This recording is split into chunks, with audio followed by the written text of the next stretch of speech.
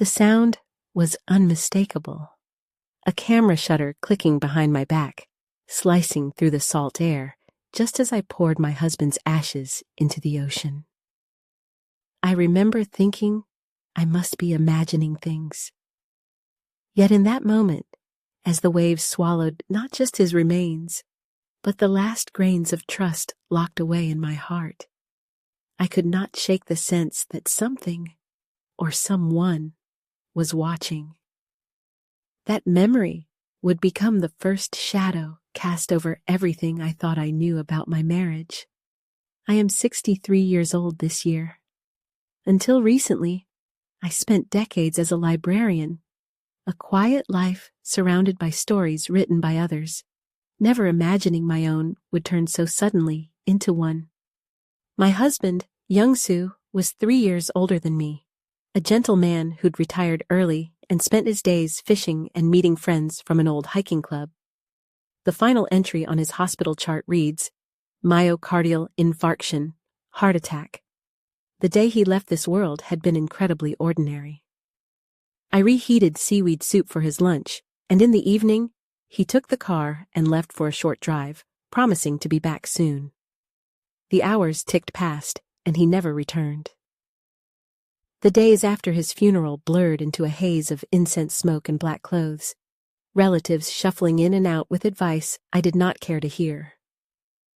Somewhere between a cousin's mumbling and my own silence, I gripped Young-soo's favorite fishing bag and his car keys, the weight of them oddly comforting. That empty living room held only the dull ache of loss, swelling and shapeless, like fish left too long in water. Young-soo had always said the sea calmed him. So, ignoring my friend's well-meaning protests, I took a small portion of his ashes and scattered them among the crashing waves, just as he'd wished. That day, as the wind whipped powder from my trembling hands, I noticed a gray Avante parked a long way off, engine idling, its presence oddly persistent. I tried to convince myself it was just some local, but the jumble of its license plate etched itself firmly in my mind. Sleep deserted me that night. With nothing but the silence for company, I sat before my husband's car dashcam, our black box, agonizing through the memory card. The final drive, captured in blurry frames, offered nothing out of place. Stoplights, turns, the same old routes. But curiosity made me rewind further. That's when I found it, a nighttime scene from weeks earlier. My husband's passenger seat occupied by someone with long hair, a glint of silver on her wrist. She reached for a manila envelope cradled in his arms, and as she pressed her seal onto a document, her movements flickered in the red glow of the taillights. A radio ad crackled through, something about a foundation, a counseling number, the Blue Hope Foundation. With every frame, my pulse grew unsteady. When the passenger door opened and the hazard lights blinked, I caught a brief sight of a local government office sign outside the window. From then on, it wasn't just grief settling over my home, but suspicion. Sharp, cold, and invasive. My relatives, sensing something off, began whispering. Secret accounts, a woman who'd visited the hospital more than once. I kept quiet, but my hands were never still. I scrawled, line by line, notes from government websites, guides to searching for hidden bank accounts, advice for tracing security footage. I knew all too well. In our later years, unchecked doubts are seeds for heartbreak. A few days on, the first sign arrived in the mail, a formal notice from the bank about sorting out Young-soo's safe deposit box. My name was not the only one on the paperwork. A stranger's name, Mi-jong, appeared under legal representative. Why would Young-soo ever need another woman to manage something in his name? The ceiling seemed to press down, suffocating all thought. At midnight, I pored over the dashcam video again. Her silver bracelet, the document, the office sign. A faint line of pale blue on her fingernails, a torn receipt between the seats. Pieces of a puzzle, The receipt showed a name, Yoksum, Printing, Notary. I tracked the area on my phone, narrowing down the list of possible shops. Every bite of my dinner was forced. Every dishwater rinse clenched my wrists with lukewarm regret. I spent days veering between errands and investigations. I slipped into a notary office, scanned lobby plaques at the foundation, peered at donor lists on bronze plates. Young-Soo's real name was missing, but the nickname he used at his fishing club was there, next to a sum of money and a date, barely 2 weeks before his death. At the main desk, pamphlets about legal representation and identity fraud chilled me to the bone. The words, "forgery suspected," kept circling the margins of my notebook. I tried to map the facts. Young-Soo had visited the notary with this woman weeks before he died. Something had been deposited with the foundation. A safe deposit box listed her, not me, as legal agent, and that same gray Avante kept trailing me around the funeral and later. All these fragments pointed in only one direction. I was terrified. Could someone have stolen Young-Soo's money? Faked records to invade my life? Or worse, played the part of a grieving bystander right in front of me? Yet, I didn't stop. I started scribbling down overheard remarks from my cousin, checked Young-Soo's phone bill for calls or data spikes in neighborhoods I'd never heard of. On days when the sorrow threatened to pull me under, those records became my anchor, even though they pulled me deeper into dread. Then, an anonymous envelope appeared in my mailbox. No return address, just my name in black marker inside. A small USB drive, still damp from the rain. I asked the young man next door to help plug it in. A password protected the files. The hint was a scanned image, Young-Soo's handwriting. I knew the answer right away, our old neighborhood and wedding date. When I entered the numbers, the files opened. There it was. A contract with the foundation, a notary statement, and document after document mentioning the same woman, Mi-jong. Her ID copy was blurred at the edges, a telltale sign of forgery. Yet, in the notary's endorsement, was a note. Young-Soo had not been present with his spouse, asked for the proxy format to change so certain funds could be allocated for special purposes, with much of the agreement redacted. Attached was a digital copy of a note signed with Young-Soo's fishing club nickname. The photos tucked between documents showed the same gray Avante parked in a public lot, the numbers matching those burned in my mind. A faded employee pass hung from the rearview mirror, bearing a family name I recognized. Young-Soo's second brother, my brother-in-law. My heart stuttered. It had been him trailing me during the funeral, showing up at the notary and at the foundation, shadowing me for weeks. That weekend, I checked Young-Soo's car trunk, remembering a moment in the dashcam footage when he'd opened it late at night with the hazard lights blinking. The spare tire cover showed scuffed screws, freshly tampered. I lifted it, and there I found, tucked flat in a weathered envelope, another USB, a bank book, and a handwritten letter. The letter, in Young-Soo's careful script, explained a few deposits set aside at the foundation, a bank account in another name, and the recurring mention, Mi-jong. The last page was annotated with 2 numbers, codes, one looking like an account transfer memo. My mind staggered under the weight of it all. Foundations, notaries, bank accounts, familiar cars, forged signatures, that cold afternoon at the ocean. My doubts grew, scratching at me endlessly. I found myself wandering near my brother-in-law's home, timing walks to coincide with closing hours at the foundation's office, staring at the marbled floor through the glass wall of the empty lobby.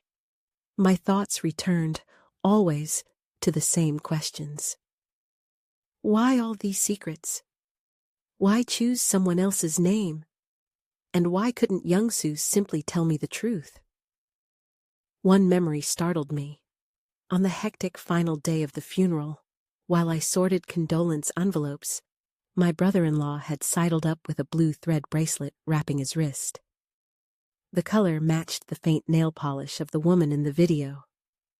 I hadn't noticed then. The link between colors, how different people can be connected by the most inconspicuous threads. Just as my suspicions reached their peak, another clue arrived. Hidden inside a city notice about unclaimed ashes was a tiny handwritten note. The handwriting was careful. The message was quietly devastating. Young-soo had deposited funds with the foundation via a third party, some earmarked for charity, some set to return to me, but only when the family's internal disputes died down. The note insisted Mijong was bound up in Young-soo's old, enduring guilt. I sobbed over that note, still refusing to believe a scrap of paper could make it real. I watched that dash cam footage again, more closely than ever. In one parking lot scene, Young-soo placed a black shopping bag in view of a sign that pointed southward, toward Namhae. In the shine of passing headlights was the faintest suggestion of trembling hands. The next moment, he ran his hand across his own face, bowing his head in that small, familiar gesture he'd always used when he left home for the day. Suddenly, I was no longer sure whether he was keeping balance between two worlds or simply saying goodbye to the one he'd shared with me. And then, the twist, the heart of it all, arrived on a humid, late afternoon. A box appeared on my doorstep, smelling faintly of salt. Inside were a financial audit report, a sealed envelope, and a black bracelet. The audit showed Young-soo's gift had been divided, some to scholarships, some to a fund scheduled to revert to my name after a time. The envelope held a link to a private video message. I sat and watched, a breakwater glowing in the dusk. Young-soo's old fishing hat set on a table. His voice, breathy and slow, told the story he'd never spoken aloud. In his youth, before me, he had fathered a child, a daughter named Mijong, with a woman he could not marry. Life had scattered them apart. Guilt and silence weighed on him for decades. Only at the end did the old pain resurface, when he learned that Mijong's life had not been easy. With time running out, he'd tried to make things right, using whatever means possible, even faked documents, even his brother's help in the shadows. He never intended to leave me out, he said. He had planned for the inheritance to come back to me, once the bitterness of suspicion had passed. The video concluded as his fishing hat fluttered in the breeze, stilled by the coming night. As the evening sun sank, I folded the box shut. The line between trust and justice, between heartbreak and forgiveness, felt heavier than ever. I picked up the bank book, studied the paperwork. My name was quietly marked in a memo. After a certain date, everything would revert to me. The contract held my claim in quiet print. Part of me began, reluctantly, to understand the shame that kept Young-soo silent, his struggle to do right by two families, even as time slipped away. But knowing and forgiving are not the same. My chest ached with the years between us, with the cost of secrets. In the end, I went back to the ocean, to the breakwater where I'd scattered Young-soo's ashes. I repeated, over and over in my mind, one line from his letter. How he'd wanted to speak Mijong's name aloud, to finally undo some of the wrongs he'd left untouched. How, at the same time, he desperately wanted to do right by me. I tied the string from his fishing hat around my waist and let the last keepsake slip into the breeze. The surf left brief, white scrawls on the sand, vanishing as quickly as they came. There on the shore, I tried, for the first time in decades, to call my own name gently in my heart. No one's wife, no one's adversary, but truly myself. There was one last thing to settle.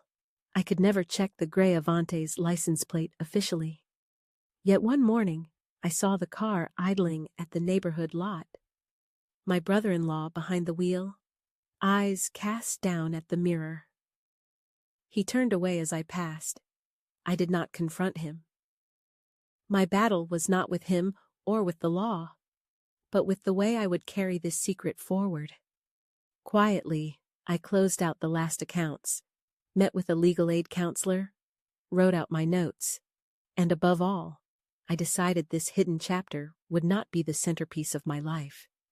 It had wounded and rebuilt me, laying down stones as sturdy as sorrow itself. Now, I keep a small box on the windowsill of my living room. Inside it, copies of dashcam footage, foundation agreements, traces of forgery, and a printout of funds that left and returned to my own hands. These are my reminders. Every long marriage holds at least one secret door, and not all of them are built to betray. As I sort through each paper, I remember young Sue's hands, aged, spotted, a map of time.